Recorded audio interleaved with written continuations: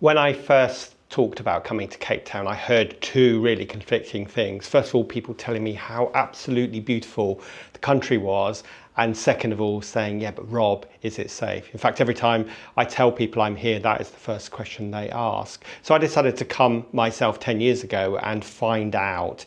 And you know, Cape Town has been ranked in 2025 by Time Out the #1 city in the world to visit, and yet at the same time it's usually ranked in the top 20 of crime hotspots in the world as well. So there's this real contradiction.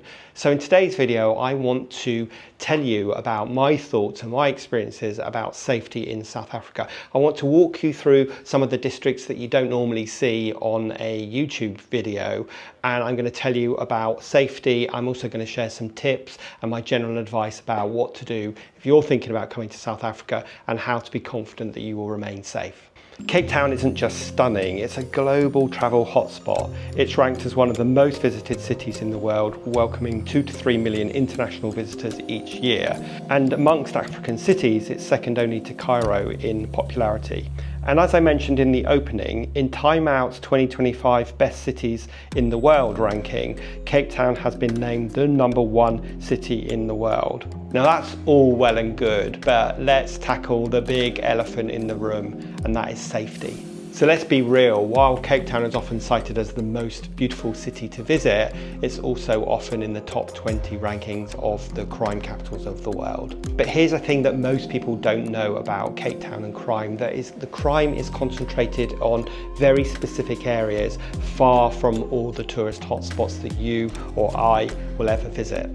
So a few stats to kind of help you feel a little bit better about tourism here. So first of all, crime against tourists has dropped by 24% since 2019. And 98% of visitors say that they feel completely safe, as we do, in the key tourist hotspot areas. And new tourism safety initiatives have helped reduce crime by 35% in the high traffic tourist areas. So what does this mean for you? Well, basically, if you stick to some basic principles, you stay to the main tourist areas, then trust me, you will feel as safe here as you do in any other major city. And because perhaps you're being a little bit more conscious about safety, you're probably even safer than you are in your home city. Now, to make this point, let's do a bit of a walking tour. I'm going to start in Sea Point. I'm going to walk all the way to Company Gardens. I'm going to show you those areas, and I'm going to talk about safety in each of these areas. And okay, let's kick off our safety walking tour. We're going to start at the top end of Sea Point, and we're going to walk all the way down through Sea Point to Green Point, then on to the Waterkant, and then we are going to walk through the city and we're going to end in Company Gardens.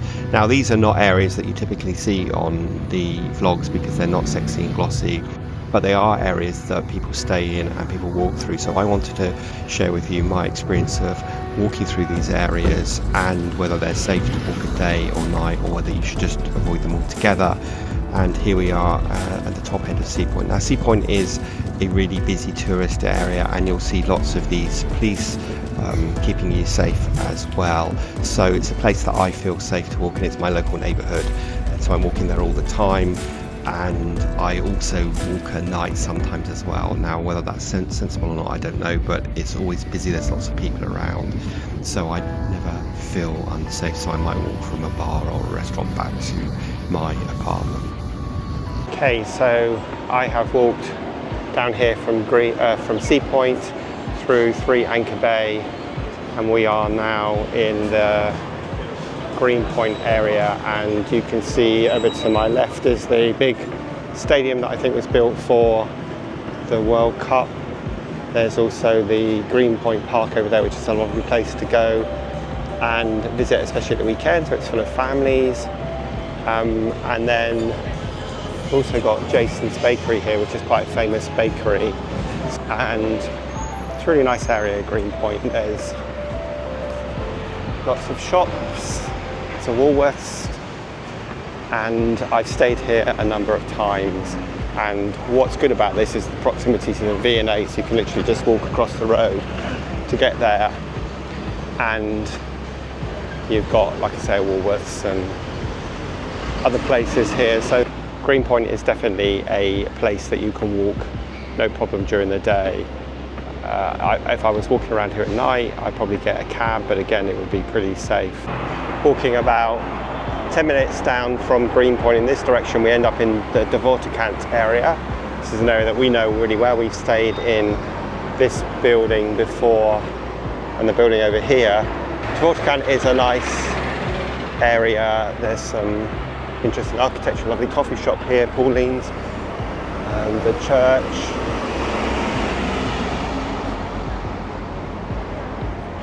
And there's the Cape Quarter here, which is a little shopping mall. The Waterkant is completely safe during the day. I'm obviously videoing at the moment, but I would say that I have been hassled, especially by younger kids, for money more in this area than I would do in Sea Point, so just be mindful about that.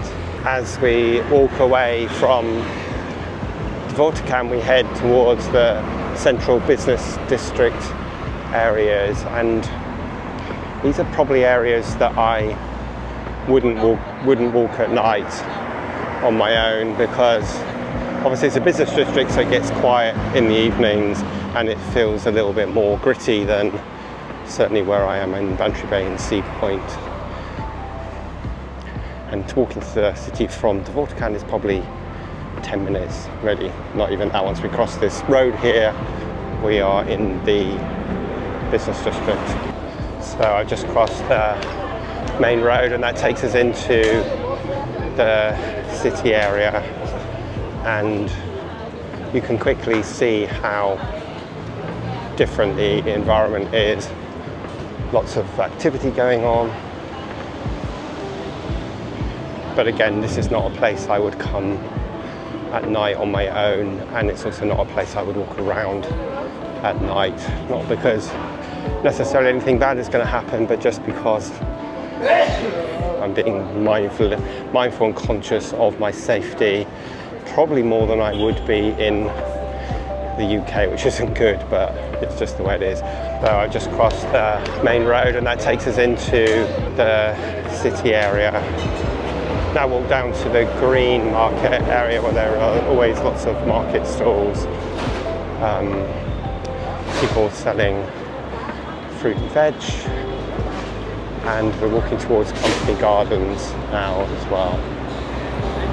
Again, an area that I wouldn't walk on my own at night, and just in case you're worried, I have a very small video camera, and I'm also being very discreet about where and how I am using it. So I've walked 5 minutes from Green Market Square, and I have now arrived at Company Gardens, and you can see there are some museums around here as well, which are definitely worth going to, but I'm gonna take a walk in Company Gardens, and this is the end of sort of my safety tour. Now this is definitely a place you wouldn't want to walk around at night. I'm not even sure, I guess it is open, but it's a lovely place to visit, but obviously be careful with your valuables. Now, one of the things I love about Cape Town is what a walking city it is, and you can do the walk that I've just shown you from start to finish in about an hour and a half, and as long as you apply some basic safety tips, you're going to be perfectly fine. And to be honest, seeing the city on foot is one of the best ways of doing it. Now I want to share with you some must-know tips, and then some lesser known and less obvious tips that will keep you safe and make you feel confident about walking around in the beautiful Cape Town and its surrounding areas. So the first one is to stay in well-established tourist areas. So stick to places like Camps Bay and Sea Point and Green Point that I've shown you, especially at night time. And I wouldn't recommend really walking anywhere at night, and why would you when Uber is so cheap?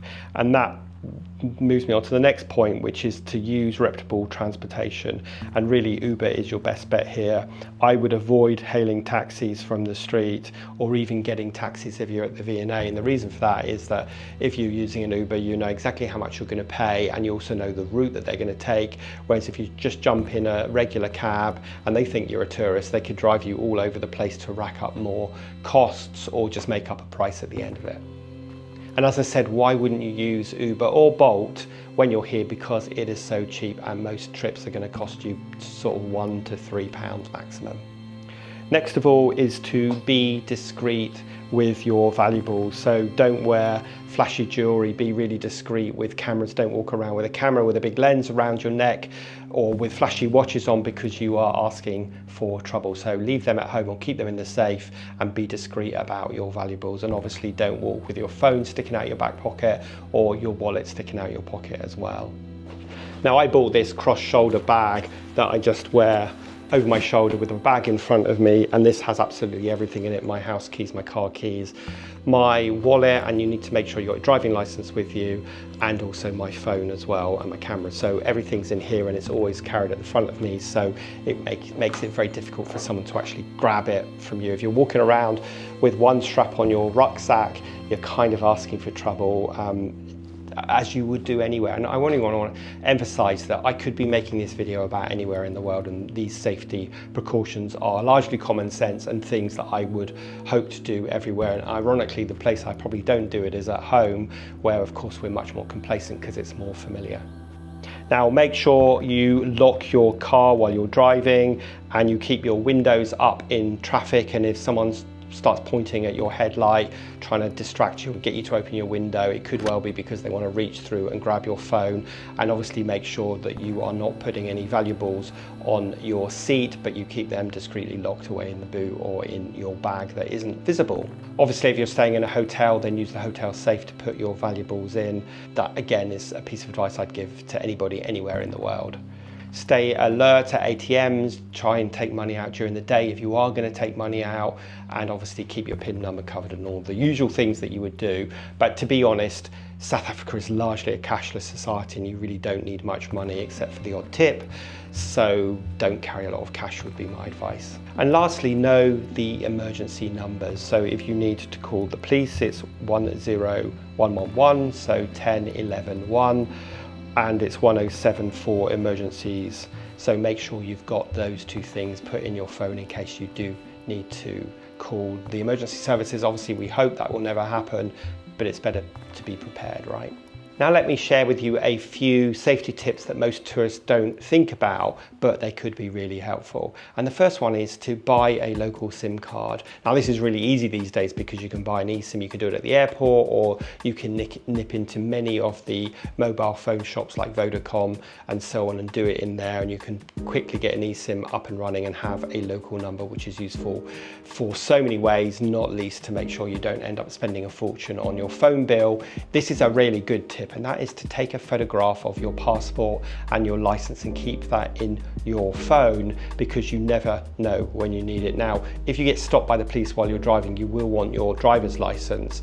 But once I got stopped and I didn't have it with me, but I did have it on my phone, and I was able to show it to them, and that was enough for them to let me go on my way. If you do get stopped and you don't have your license, then you have 24 hours to go into a police station and present your license, but who wants to do that when they're on holiday? There are lots of WhatsApp groups around here. In fact, WhatsApp is a really great major way of communicating. So if there's a WhatsApp group for your community or the group that you're traveling with, then do put that into your phone.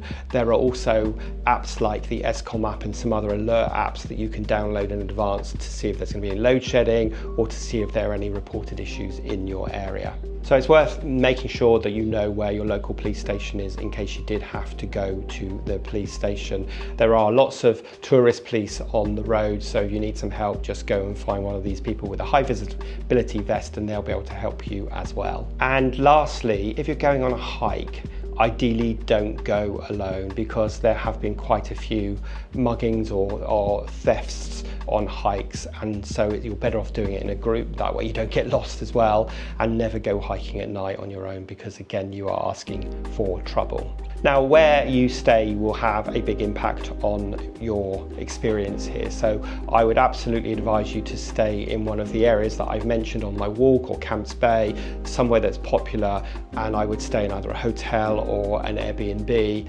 and then I can be sure that I'm in a safe place and I can make sure I keep my doors locked at night. Again, just to give all of this a bit of context, in 10 years of visiting here, I've never had anything bad happen to me, but it's largely because I'm applying all the tips that I'm sharing with you today.